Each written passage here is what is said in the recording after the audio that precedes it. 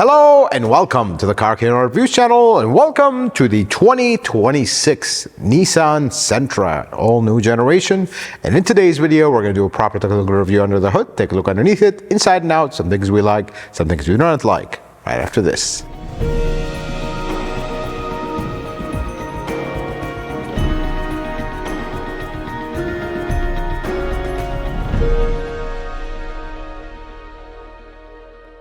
Let's start our technical review under the hood. So the Sentra basically retains the same powertrain as the previous generation with some improvements. We're going to talk about it.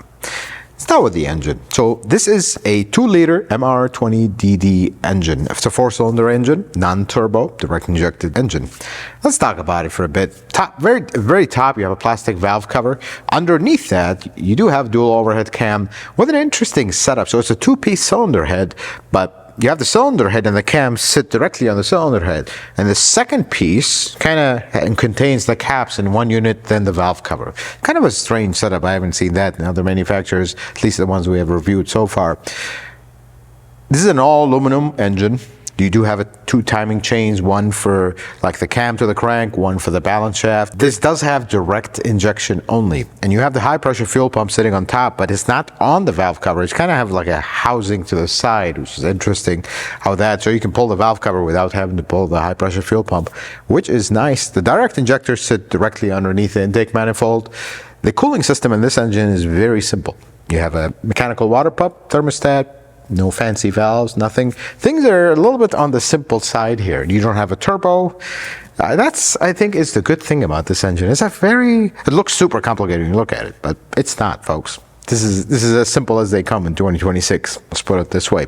Now, mated to this engine is our favorite, the CVT transmission, the something. They call it something. They always have names for these, but it's does have a reputation. Let's put it this way. Not this particular one, but the CVT in general from Nissan is, yeah. Now, this is where the improvements are. They have been tuning the transmission differently. And there's one thing to be said, and the truth have to be said. We've driven so many CVT cars. Nissan always feels the greatest, flat out, because they've been at it so long that they were able to fine-tune things, and kind of on the field department, things are good. On the reliability front, though, I really hope they're good, because they have not been good.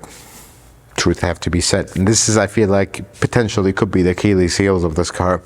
Engine, not so much. This engine's been around for a while, doesn't seem to have big disasters, typical stuff, but nothing chronic or over the top. And it's a relatively simple engine. I just wish they had port injection as well as direct, or just port. That would be really nice. But the transmission is my worry with this car. Did they improve it enough where now it is reliable? That's a question we're going to have to wait to find out. But what we can talk about right now is the quality of things underneath here. This particular car is a pre-production prototype, so some things may not be final. But everything I'm looking at here, I like. Pipe, clamp, and hose. I don't see just giant sea of plastic stuff and weird decisions.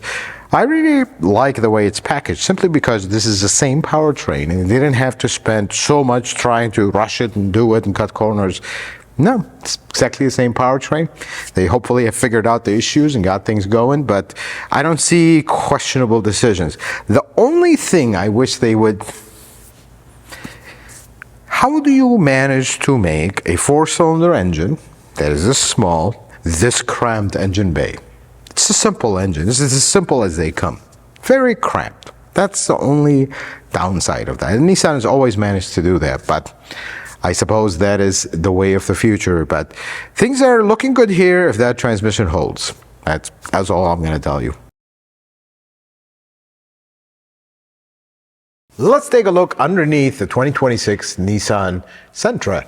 Everything's covered here, even the drain plug and everything. I mean, you can kind of sort of see it from here. This is why I don't know why they do this. You take this out, she's going to hit this and make a giant mess. You know, a little bit more here maybe would have been nice. Oil filter is completely covered though, so that's how they do things these days. You can kind of see the transmission here. This is a CVT transmission.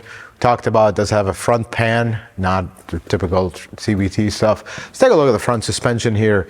So you got steel lower control arm with a ball joint that's built into it. Kind of wish that was one that you could separate. Steel knuckle, that's nice. Single piston caliper. McPherson strut at the top with this style that kind of clamps into the knuckle. Aluminum sway bar link. Moving on from that to the exhaust here. Hit and miss, hit and miss. I feel like this is nice, but this kind of front section is nice. And then here it really goes downhill. It's the quality of things. That's just how they do this.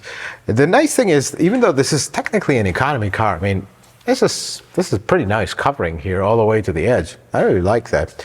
Then we come in the back here, independent rear suspension. This is the kind of car you expect it to have a beam in the back just for, you know, keep it cost down, everything. But no, has pretty elaborate lower control arm. That's pretty interesting. Does have a spring and shock separate. Very simple suspension. I really like that, appreciate that about it. It also has a steel knuckle in the back, which is nice. Single piston caliper with electronic parking brake built into the caliper. Then you got muffler, single pipe that comes out. Don't expect much else from that. I'm just fascinated by this. This is probably the best location for a charcoal canister for the evaporative emission system. I mean, it's right there. It's can't be simpler than that. Fuel tank's right there. I like how things are open and simple in this car, and that's what you expect in cars like that. Over here, this is, yeah, they have this little cover. This is wide open, and we're going to pretend we didn't see that. Let's walk over to the other side. Maybe it's better. There we go. That's where the blind spot monitor sensor is right there. That's why we like these covers. But here's the interesting part. This side has this little, if you come around and show them who's here, this side has this cover, but this side, I'm wondering if that cover fell off or something. Again, we're gonna pretend we don't see that. Don't worry about that. Let's take a look at the outside of the new Nissan Sentra. We just gotta start with saying, over the top is the word. Not only over the top on an economy car, that's like the worst thing. I don't like how this looks, simply because too much is going on in such a small car. I mean, the headlights are okay, I can live with that. I can maybe live with two of these, but then this whole grille situation and how it carries at the bottom, it's just over the top. Folks, this is a Sentra, this is an economy car. It doesn't need to be overstyled like that, because folks that are interested in a car like this, they want it for its reliability, efficiency, cost. This does not portray that. This is just over the top. And 3 years from now, this will be your familiar face at the car rental place.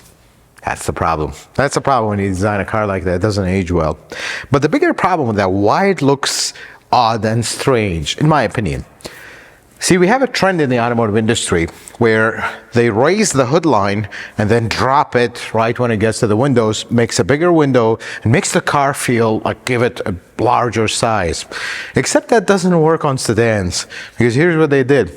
This is raised up, and then it drops to the belt line. It just looks super odd.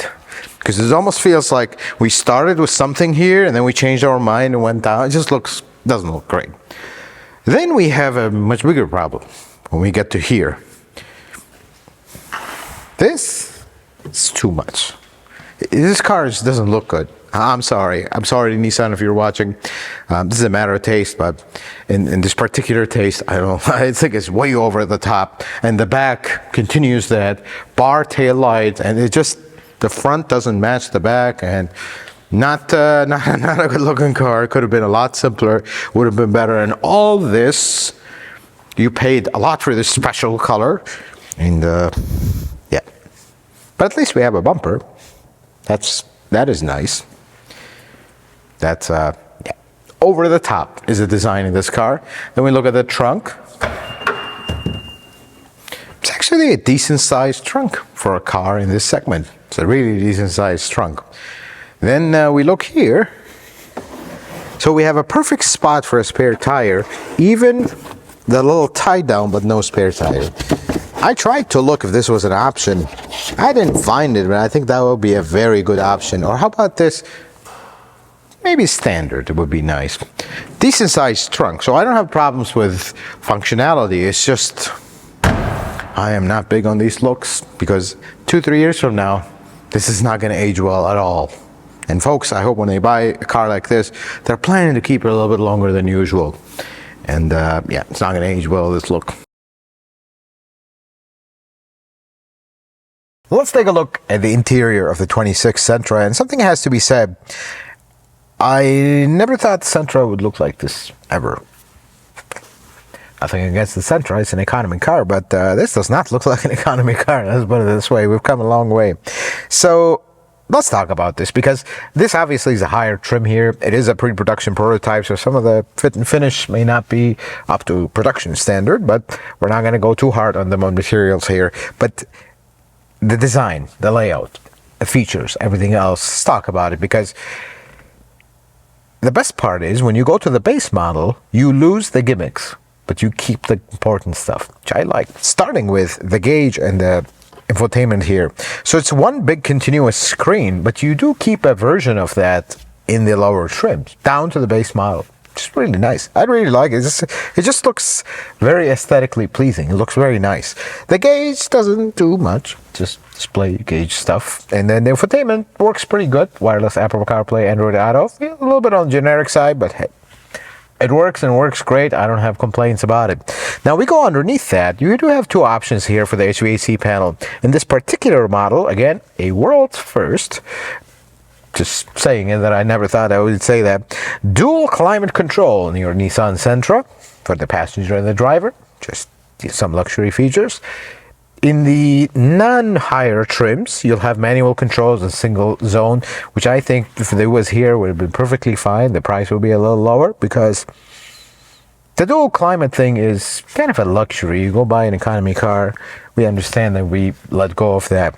Physical shifter, which I really like. I thought this would be gone, but here it is, physical shifter. I think that works great. But the overall design, the interior, is very simple, but at the same time, very functional and soft. Not over the top. Definitely doesn't reflect that of the outside, because the outside is, yeah. This steering wheel, though, is kind of a throwback. 2-spoke steering wheel. Just interesting. It works great. Just have a little flat bottom, because why not? Steering wheel controls, pretty obvious, pretty simple. I like them. Then we have to talk about another first. The stitching pattern on the seat looks great as soon as you touch the material, though. But again, material, pre-production stuff. But I never thought I'd see that in a Sentra, because these used to be like, even the top luxury cars, their top models will have that. But now we have it in a Sentra. Front and rear seats. Does look nice, gotta say it, but do we really need that in an economy car? That's the question. You know, we start making an economy car become a luxury car. Kind of becomes a problem, because folks shopping in this segment, they will want a larger car that's more functional. If this is so expensive, why don't we just go buy a bigger car at that point? That's when these higher trims kind of starting to make less and less sense. But this interior, I really like that everything works, everything is simple, good technology, good layout, feels very roomy and spacious, super comfortable.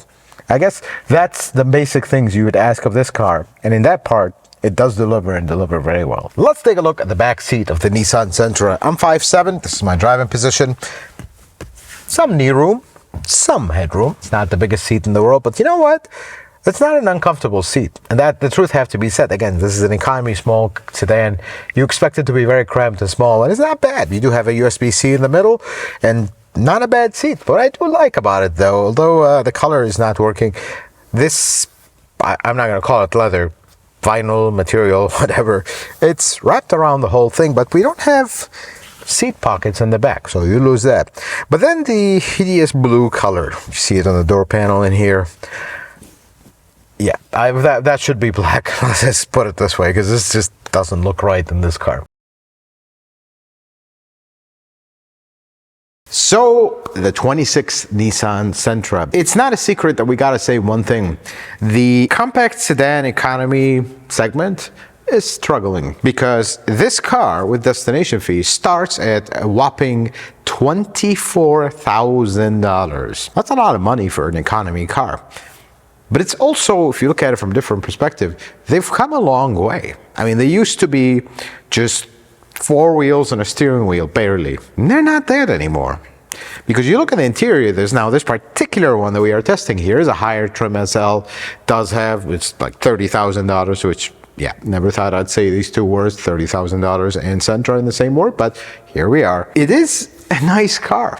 I mean, the truth have to be said. I mean, yeah, they're commanding these ridiculous prices for economy cars, but at least you get a car that is nice. You drive it, it's a CVT car, which talk about that in a moment here. It feels refined, dare I say. It doesn't feel horrendous. I mean, you get an economy car, you're buying one of the cheapest cars available, you expect it to be horrendous. Well, you get what you pay for. But no, it actually drives nice and stable, decent.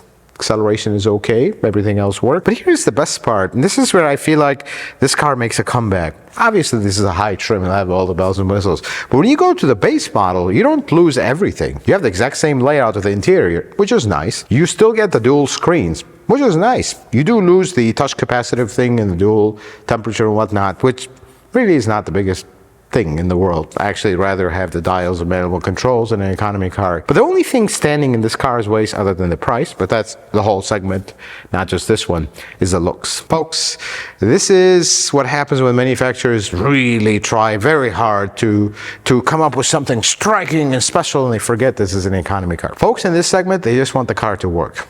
And in the works department, from a feel perspective, it works, feels great, drives great. From a reliability perspective, engine's good, transmission's still a question mark. Because yes, this is a new and improved CVT, but they've had such a reputation that time will tell. The engine is okay. The engine is actually looking like good, no turbo. I just wish it had port, or at least port and direct, just have direct. But if you go past the looks, this is not a bad car. But I mean, the economy segment is really struggling because at these prices, you're already in the next segment. If you option it a little bit, you're deep into the next segment. It's like, what are we doing here? That's the problem. So the whole point of economy car is price. Yeah, that's the unfortunate truth. But folks, this is a nice car. I wish the looks were not as over the top, but that CVT still worries me. The truth have to be said. Engine, not so much, but the CVT, it does. That's the only thing also standing against this. Folks, I hope this video was helpful and informative. I hope you learned something new. If you like it, consider giving it a thumbs up. If you're not a subscriber, consider subscribing to the channel. Check out some other videos. Until the next video, folks, may the Lord bless you and keep you, and you have yourself a wonderful day.